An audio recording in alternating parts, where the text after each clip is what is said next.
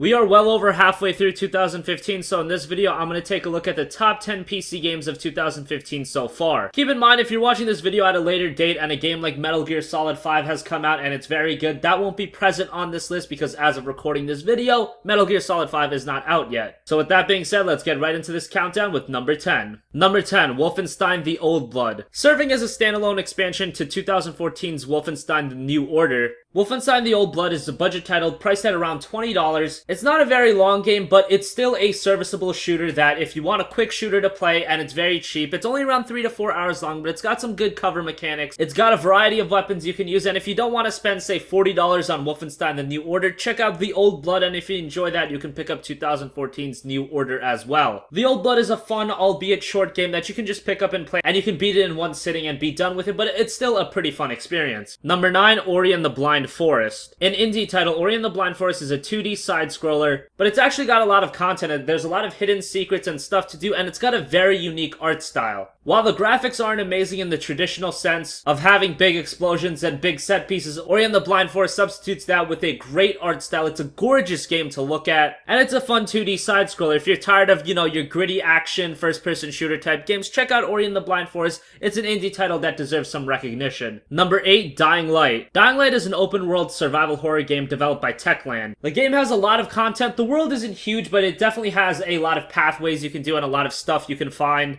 The gameplay is really good, and probably the best part about this game is the visuals. Especially on PC, the game was a really good port, and if you have the kind of rig that can max this game out, expect it to look really damn good. Dying Light also has a lot of great parkour gameplay where you're jumping from rooftop to rooftops, avoiding zombies. The gunplay wasn't the best, but all around, Dying Light was a fun survival horror game, although it's not too scary, but if you're a fan of zombie games, check it out. Number 7, Life is Strange. Life is Strange is an episodic adventure game similar to that of the Walking Dead Telltale games. The game features some cool time rewinding elements, and while only 3 episodes are out, the 3 episodes give you quite a good story, and I expect episodes 4 and 5 to follow in suit when they release later this year. There's not a lot of gameplay mechanics to these episodic adventure games, but if you're looking to get into a good story, a gripping story with a lot of twists and turns, check out Life is Strange. Like I said, only 3 episodes are currently out. Episode 4 is expected in the next couple of weeks, and episode 5 should be out before the end of the year. Check out Life is Strange if you're looking for a story-driven game. Number 6, Rocket League. I think everybody at this point knows what Rocket League's all about. It's a hybrid of a soccer game and a racing game, and it's really the most absurd concept I've ever heard. And if you've never heard of Rocket League, you probably think that sounds like the dumbest game ever, but it's one of the most fun multiplayer games I've ever played. Rocket League is the kind of game you definitely want to play with a couple of friends. If you're playing by yourself on online games, it's not as fun. When you're really playing with a bunch of people, you make a pass to your friend and he gets the goal and you just start screaming. That's when Rocket League becomes the most fun. It's definitely a party atmosphere type game. And Rocket League also has some terrific graphics, so definitely if you're looking for a new multiplayer game to play with a couple friends, check out Rocket League. It's a blast. From arcade cars to a sim racer, number 5 is Project Cars. Project Cars has created the new benchmark for racing games. You look at games like Forza and Gran Turismo and they really look like they've been left behind in the dust. In terms of races, content, and just graphical fidelity, especially if you're playing on a PC,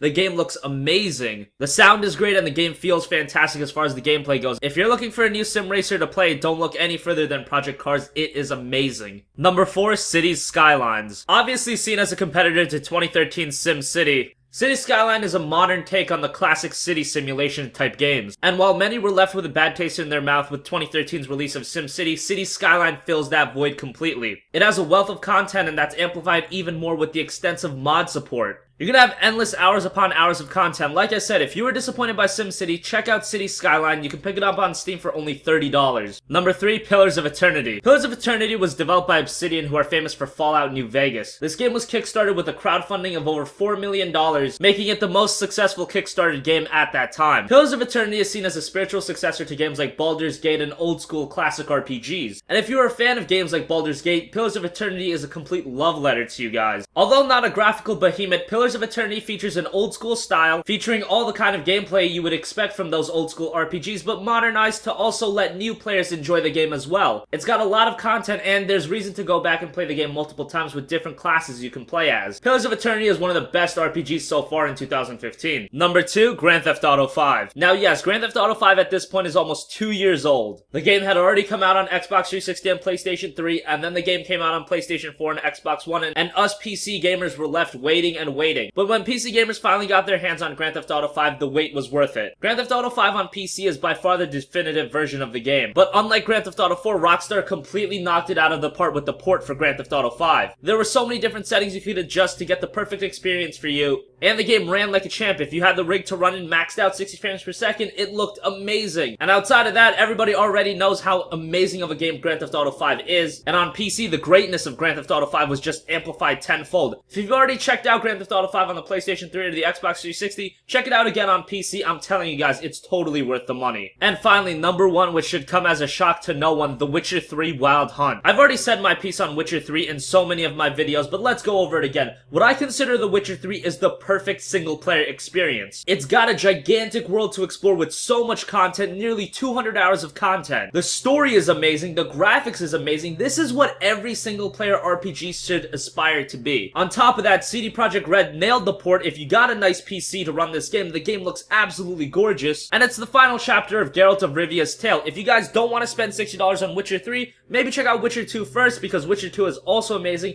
and then play Witcher 3. But it isn't a complete necessity to have prior knowledge of the Witcher games to play Witcher 3. You can jump in it blind and still get a really enjoyable experience out of the story. Witcher 3 is just amazing in all facets of a single-player game. It's the perfect single-player game, and Witcher 3 is the definitive kind of RPG, an RPG that's going to be remembered as one of those elite kind of games that only come out once or twice a year. So as always, guys, thanks for watching this video. Do you agree with my list? Do you disagree? Do you think I completely missed a game? Do you think I overrated a game? Do you think I underrated a game? Let me know in the comment section down below. And as always, guys, have a great day, and I'll catch you guys next time. Peace out.